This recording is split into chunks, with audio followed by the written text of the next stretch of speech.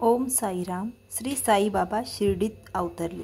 महाराष्ट्र शिर्डी हे क्षेत्र श्री साईबाबामुळेच प्रसिद्ध तीर्थक्षेत्र म्हणून उदयास आलेले आहे. हे क्षेत्र अहमदनगर जिल्ह्यात कोपरगाव तालुक्यात आहे. श्री साईबाबा वयाच्या 16व्या वर्षी शिर्डीत एका कडुलिंबाच्या झाडाखाली बसलेले शिर्डीतील लोकांनी पाहिले. त्यांच्या चेहऱ्यावर तेजस्विता होती. त्यांचा जन्म कोठे झाला, त्यांचे माता पिता कोण, ते कोणत्या कुळात जन्मास आले आहे याविषयी शिर्डीतील नागरिकांना काहीच माहिती उपलब्ध झाली नाही. शिर्डीत प्रकट झाल्यावर ते रात्रंदिवस वर्षाचे 12 महिने त्याच कडुलिंबाच्या झाडाखाली आकाशाकडे एकटक बघत बसत असत. कोणी जर काही त्यांना खावयास दिले तरच ते खात असत. त्यांच्याजवळ शरीर झाकण्यासाठी वस्त्राची एक कफनी व अंथरण्यासाठी एक बारदानाचा तुकडा होता. ते नेहमी एक वीट, दांडुका, सोटा यांना गुरुचा प्रसाद मानून सतत जवळ बाळगत असत.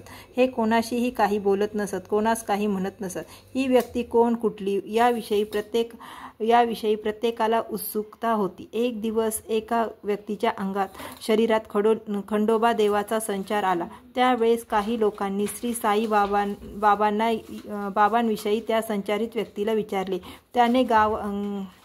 त्याने गावकऱ्यांना त्या कडुलिंबाच्या झाडाखाली घेऊन चला, मी उत्तर देईल असे सांगताच त्या संचारित व्यक्तीला त्या कडुलिंबाच्या झाडाखाली नेण्यात आले.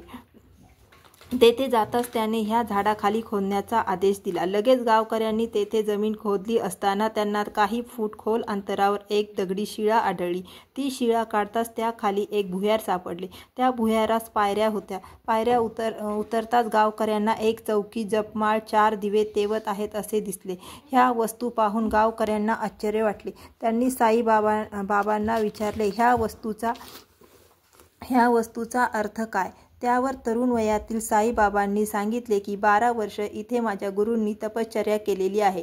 नंतर गुहा जशीच्या तशी परत बंद करण्यात आली. हा तरुण पुढे साईबाबा या नावाने शिर्डी या गावात चमत्कार दाखवून प्रसिद्धीच्या झोतात आले.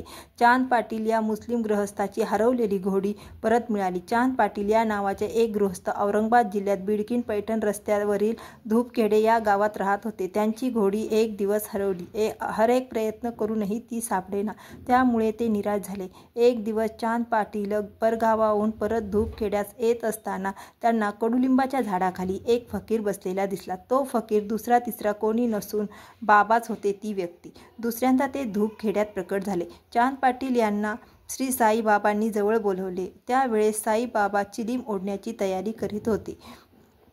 त्यांनी तंबाखूने चिलीम ठासून भरली, पण त्यांच्याजवळ चिलीम पेटवण्यासाठी विस्तव नव्हता. तो चांदभाई बोलता बोलता बाबांना म्हणाले, माझी घोडी हरवली आहे. सर्व प्रयत्न केले पण काही सापडत नाही. ही वार्ता ऐकताच श्री साईबाबांनी एका विशिष्ट दिशेकडे बोट दाखविले व सांगितले की घोडी तेथे चरत आहे. प्रत्यक्ष चांद पाटील यांनी बोट दाखवलेल्या दिशेकडे गेले असताना त्यांना घोडी तेथे चरत आहे असे दिसले. त्यांनी घोडीला आपल्या खांद्यावरील वस्त्राने बांधले व तिला हाकलत ते साईबाबांपाशी आले.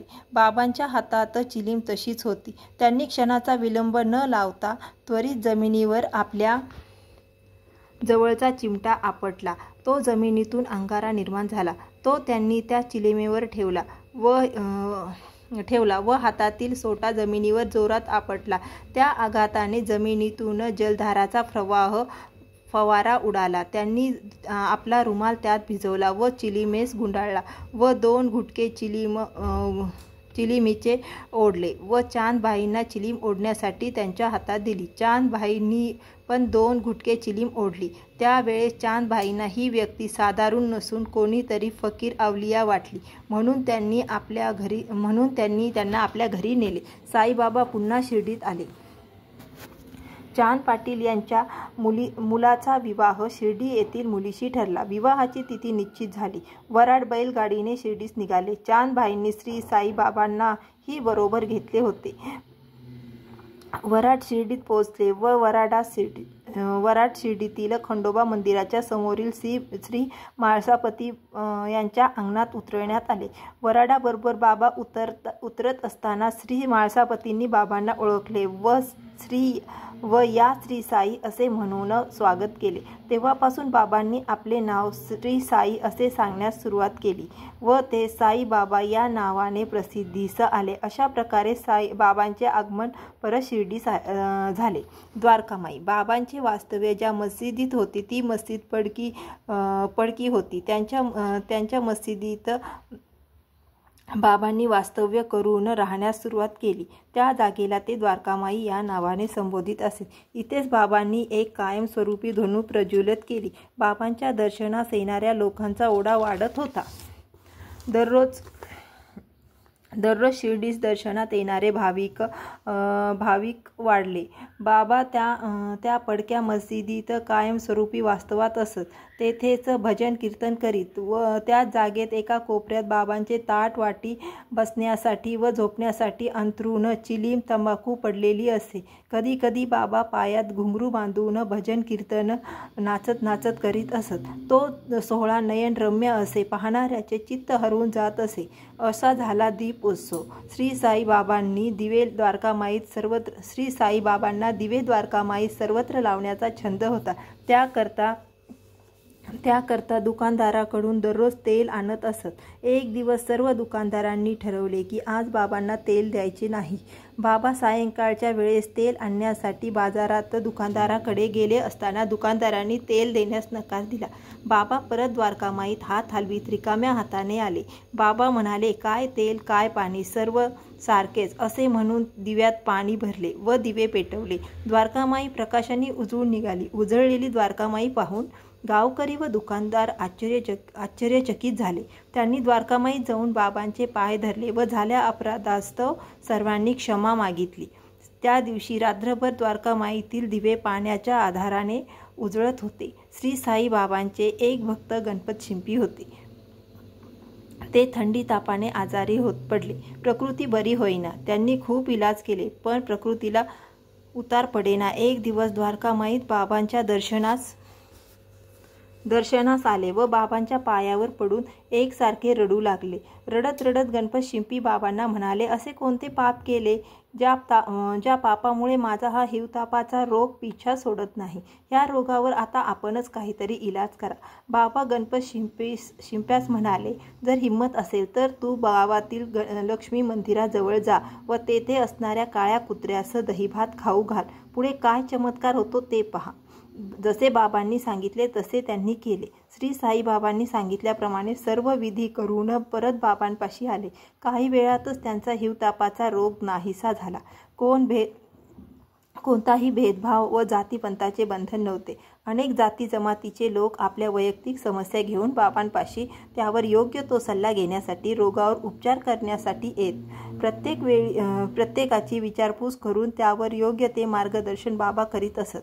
प्रत्येकाच्या समस्येचे निराकरण होई. बाबांच्या आशीर्वादाने व धुनीतील रक्षेमुळे समस्या चुटकी सरशी संपत. एक दिवस डॉक्टर पंडित बाबांच्या त्या द्वारकामाईत आले. त्यांनी बाबांची पूजा करून त्यांना गंधाचा टिळा लावला. त्यावेळेस दादा भट्ट यांना वाटले की बाबांना राग आला.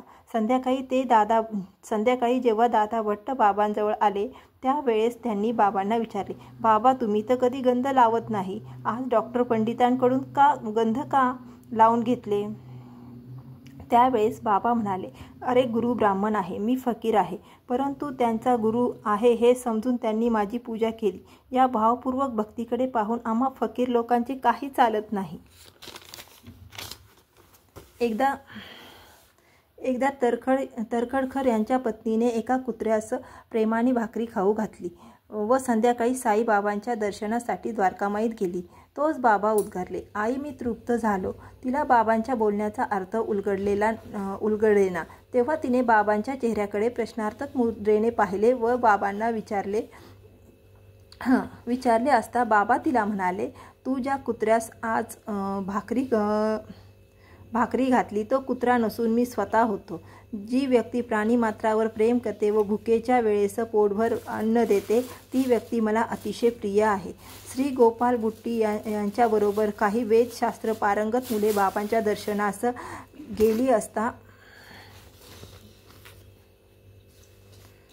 गेली, पण बाबा घरात असल्याकारणाने ते द्वारकामाईत न जाता बाहेरच राहून दर्शन घेऊन उभी राहिली.